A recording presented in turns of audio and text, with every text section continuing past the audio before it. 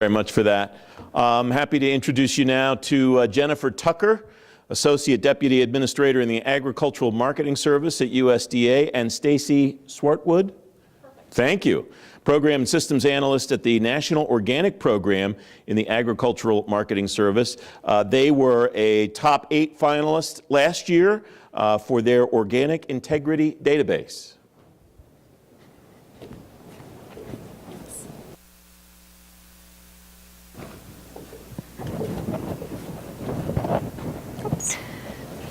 Okay, are we on? Okay, so we are aware that we're the only things preventing you from hearing the award winner, so we're going to keep this going quickly. Welcome from the National Organic Program. It was delightful to be invited back here again, so happy to be here, and thank you for sticking around. We have an agenda for a lightning talk. We're going to do a quick refresher on what we did last year, why we won last year. We're going to talk about some data quality innovations we've been working on this year. We've extended into exports of organic products, and we are looking to the future. So first, why we were here last year was that we built the Organic Integrity Database. It's a database of USDA certified organic businesses, so businesses that are selling, representing products as organic around the world. What was innovative about the project is we had more than 80 data providers from around the world, all of different sizes, different technology capabilities, that had to provide us standardized database data to meet our regulations. So there's data about more than 41,000 farms and businesses in the Organic Integrity Database. So you can build great technology, but if your data isn't great, you're not going to have a great system. So we've really been focusing on the last year on investing in data. We entered into systems operation and maintenance last September, and we've been working on data ever since. So really keys to success for our project has been ensuring data quality from all of these different data providers from around the world. So we're emphasizing data governance and culture change. Data quality is always invisible labor. People don't think a lot about data quality often out in the real world. And so getting folks on the same page about data standards and how to apply them has been a cultural shift for the organic community. So to help them out, we built a data quality dashboard so that all the data providers can look at very key parameters around data quality, can assess where they are, and can get better. So we've given them scores on their data quality. Now, scores wouldn't be useful unless you're going to reward the high scores. So we have our Investing in Integrity Awards, which we launched in February of this year. This was a big deal. We picked our 6 top data providers that had invested a lot of time and energy into doing data well, and we wanted to acknowledge that. We have acknowledged our winners publicly in 3 or 4 very large-scale organic events, and all of them have been really pleased about the fact that they won awards. The trick here is our organic regulations don't actually require all that much in terms of data submittal. The data integrity winners are folks who are providing a lot more data than the regulations require. And the peer pressure is working. So the winners of the awards, the data quality awards, have done their own press releases and newsletters. And now we get regular calls from the other data providers saying, ooh, how do I win one of those next year? So again, our goal is to make invisible data labor more visible and using peer pressure as an important tool to increase compliance. So that's been a big focus for us this year. I'm now going to turn it over to Stacy to talk about our another initiative. Great, got that. Thanks so much, Jenny. So what we've also realized is the more data gets used, the better it gets. You've got more eyes on the data. People are questioning why something looks a little bit off because they haven't seen it in that format before. And so what we've done is a couple of things to increase the number of eyes on our data. Number one is we've created public data APIs so people can download the data really easily and reuse it in their own apps or systems, reference points. And we've really made all of our documentation as transparent as we possibly can. We have data dictionaries and all the other information that we share with our data providers also publicly available. And I know that sounds like a no-brainer, but I'm always surprised by by the number of, especially government databases, that have absolutely no system documentation at all posted with the system. So our goal is to make it easy for people to use our data. And now we're also finding ways to reduce the amount of data entry and therefore human error and the regulatory burden put on our constituents or our partners by building on our investment in the Organic Integrity Database.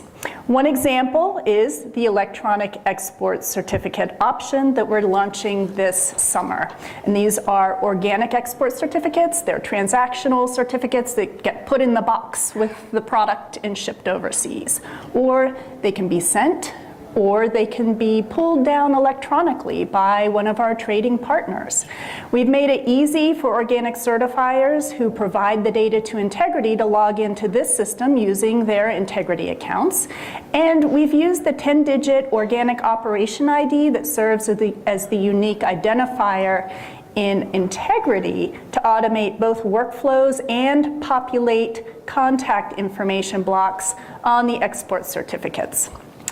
This is all made possible just by a basic nightly data transfer from Integrity to the export certificate system. It eliminates the swivel chair interface. This is a phrase we heard recently that we love.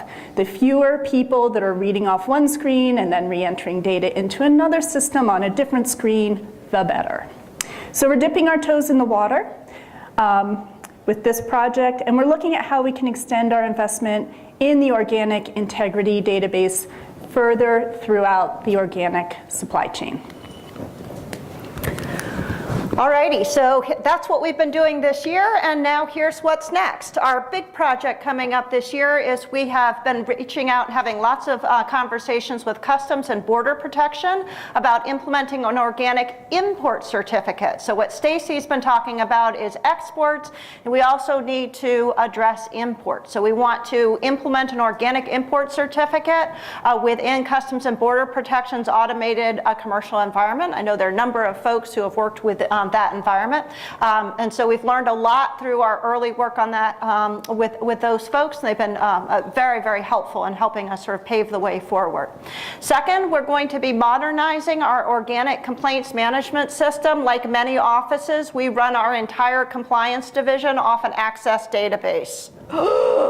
So we are going to not only an actual system, but we're going to go to the cloud so that we can get off of our Access database, which crashes with some regularity. Next, we're going to be enhancing reporting from Integrity. As Stacy said, the more data is visible, the more people care about and comment on and improve data quality. So we're going to be enhancing reporting and moving Integrity to the cloud in this year.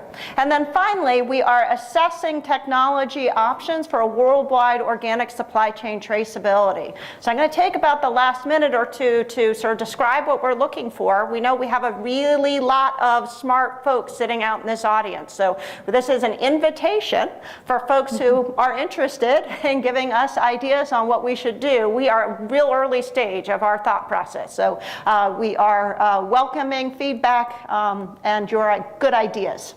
So this is our conceptual diagram for a worldwide organic supply chain traceability network, framework. We're not calling it a system. For right now, we're calling it a framework. There's been a lot of news stories in the last year about the risks of organic fraud. We've got to get better at being able to track organic imports to ensure organic integrity. And so the idea behind this framework would be that organic farms or initial consolidation points where farmers bring their loads and provide them to an initial consolidator, that at some point in that process, data would enter some kind of network. Blockchain is the obvious technology that's on everybody's lips these days, and so we do have a conceptual chain there, though we're not wedded to any particular technology right now. Once the data enters into the chain, organic handlers and brokers that need to take that product and convert it into other products, so grains go into cereals, grains get fed to livestock, all sorts of things happen to grains and other commodities. So all of that exchange of inventory would happen on some kind of network system that handlers and brokers would work at. We need our third-party organic certifiers. They are not government agencies. These are the same folks that are providing data to Integrity. We need them to be able to go in and confirm transaction authenticity across the supply chain. The government needs to have full visibility into the system for audits. We are not right now envisioning some kind of grand government system with all of this data. That organic is a public-private partnership, and so we are looking for decentralized, privatized solutions that everybody can play in, including the government.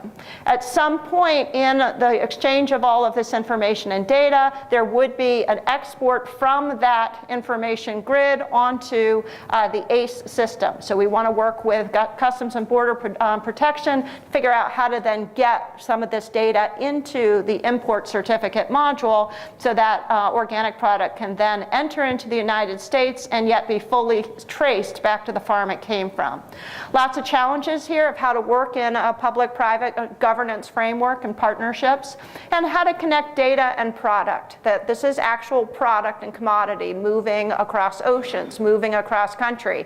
Data moves on networks, food moves on the ground and on ships. And so how do you connect those two universes of data and product in a way that ensures traceability both of data and stuff? So that's what we are working on, and we hope to be back, who knows, maybe next year to give you an update. And so our contact information was on the last slide, or not. My name is Jennifer Tucker. Email jennifer.tucker@ams.usda.gov. And Stacy is stacy.swartwood@ams.usda.gov. Thank you very, very much for listening. We look forward to your great ideas. Thanks.